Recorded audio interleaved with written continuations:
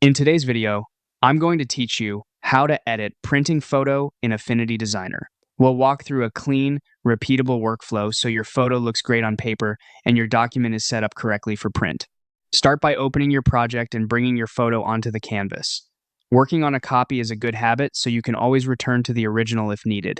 To make visual edits non-destructively, switch to the pixel workspace at the top of the interface, then choose New Adjustment Layer. Adjustment layers let you fine-tune the image without permanently changing the pixels, and you can toggle them on and off to compare results. When the adjustment options appear, pick the type that matches what you need.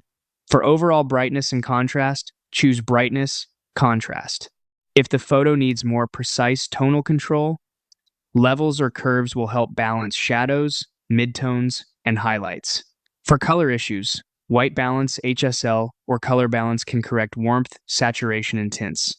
Make small, deliberate moves and keep an eye on detail areas like skin tones, skies, and textured surfaces. If you stack multiple adjustments, name them clearly so you can revisit settings later. Next, set up the document for printing. Go to Document at the top, move to Setup, and open Document Setup. This is where you define the physical print parameters, so what you see on screen matches what comes out of the printer.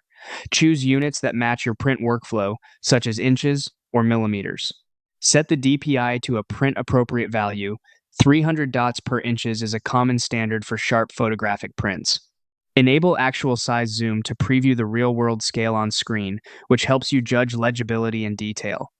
Choose your page preset if one fits, or enter custom page width and height to match your paper size. Pick the correct orientation, portrait, or landscape so the composition sits naturally on the page. Use the Show Dimension of Control to confirm you're adjusting the correct target, such as the page. When everything looks right, click OK to apply your document settings. Take a final look at 100% or actual size to confirm sharpness, composition, and margins, and you're set with a well-edited, print-ready photo in Affinity Designer.